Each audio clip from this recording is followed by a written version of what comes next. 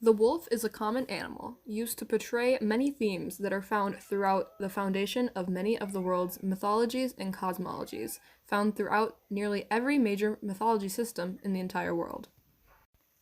The wolf is commonly attributed as being a force of nature, a top predator, a protector, strongly associated with danger and destruction, making it often the symbol of warriors and even the devil, amongst many different myths, legends, and folk tales. Not only are wolves found in these places, but also popular folklore, pop culture, and religion, such as the Big Bad Wolf, Odin's two protector wolves from Norse myth, the idea of werewolves found throughout multiple cultures and parts of the world, the common links between wolves and witchcraft, in pagan and Wiccan traditions and religions. The Greek god Apollo was often associated with wolves. The Roman god of war and agriculture was also associated with wolves.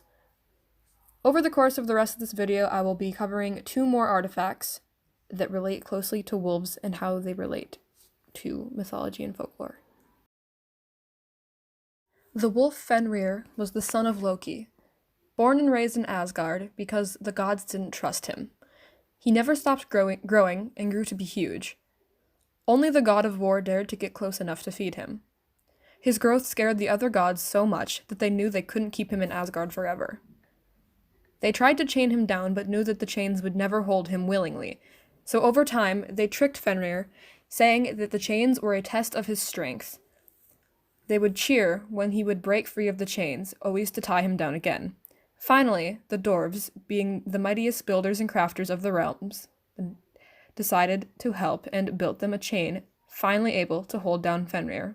At this time, he realized that they had all been tricking him. He wanted a god to show their good faith by placing his hand in his mouth while they chained the new chains around him. No god dared, except for the god of war who had been feeding him.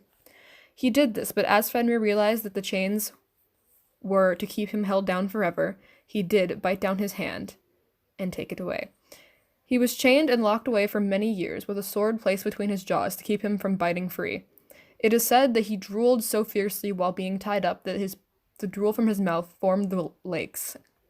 Fenrir didn't escape until Ragnarok, the Norse apocalypse, where he finally succeeded in his revenge by killing Odin. Legend says he or his sons swallowed the sun and the moon and helped destroy the universe and all time, as portrayed in this artifact here, which seems to show Fenrir, or one of his sons, eating the moon or the sun. This small wooden artifact was discovered in Dublin, Ireland. It is about 5 centimeters in length and appears to show a wolf clasping in its jaws and paws a small ball that seems to be representative of what archaeologists believe to be the sun. Discovered in 1988. The next artifact is a 1.5 meter tall marble statue of Cerberus, found in Istanbul, Turkey by a team of Italian archaeologists. It was found outside of the cave, possibly in reference to Cerberus's job of guarding the underworld. Cerberus, or the Greek guardian of the underworld, next to Hades, was a huge dog or wolf-like creature with 3 heads, sometimes depicted with snakes for a mane and tail. His head was believed by some to be symbolic of the past, present, or future. Similar to other Gorgon in Greek mythology, Medusa being the most prominent, Cerberus could turn people to stone with his glare and devour people with his sharp teeth and poisonous bite. Cerberus was a creature of monster descent and served his master Hades loyally in the task of helping defend the Greek underworld and prevent the dead from fleeing. Cerberus, however, often gets beaten down by other heroes in many Greek myths and tales. From a particularist approach, this may seem like many different tales of dogs and how they've been portrayed over history as alongside companions to humankind. But I think personally, when you look at this from a comparatist approach, you start seeing a lot of rather shocking similarities in how the wolf is portrayed in different cultures. Most notably of that being that dogs very commonly are seen as guardians of the underworld, in not just these two wolves' cases, but also in the case of Anubis, the Egyptian god of the underworld, who is portrayed with a hound's head, or Garm, another Norse wolf who guards hell.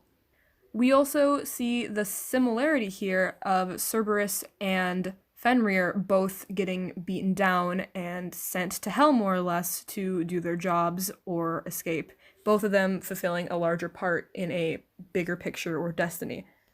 In the end, I think wolves in mythology is just really cool, and I am happy to share this with you. Thank you, and howl on.